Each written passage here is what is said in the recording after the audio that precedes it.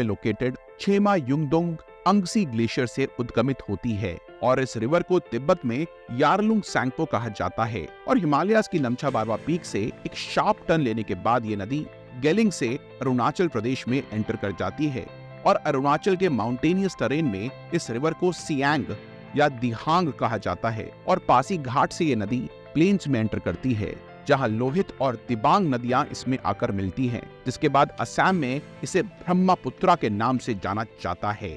डिब्रूगढ़ के बाद अरुणाचल नागालैंड से आती हुई तिहिंग नदी इसमें गिरती है और इसके आगे ब्रह्मपुत्रा का संगम सुबानसिरी से होता है। और सुबानसिरी रिवर इंडिया में ब्रह्मपुत्रा की लार्जेस्ट ट्रिब्यूटरी है और यहीं सुबानसिरी और ब्रह्मपुत्रा के संगम पर वर्ल्ड का largest riverine island Majauli create हुआ है। और साउथ से आती हुई धनसिरी का संगम भी इसी एरिया के पास ब्रह्मपुत्रा से होता है। इसके आगे हिमालय से आती हुई कामेंग, बेखी, मानस और कोपली ब्रह्मपुत्रा में आकर गिरती हैं। असम के धुबड़ी के बाद ब्रह्मपुत्रा बांग्लादेश में एंटर करती है और सिक्किम के जेनू ग्लेशियर से आती हुई तीस्ता रिवर से संगम के बाद इसे जमुना, जी हाँ, जमुना नाम से जाना जाता है।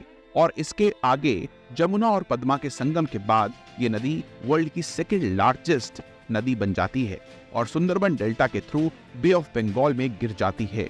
बांग्लादेश में रिवर दो ब्रांचेस में डिवाइड हो जाती है और एक ब्रांच गंगा यानी कि पद्मा से मर्ज होती है और दूसरी मेघना से।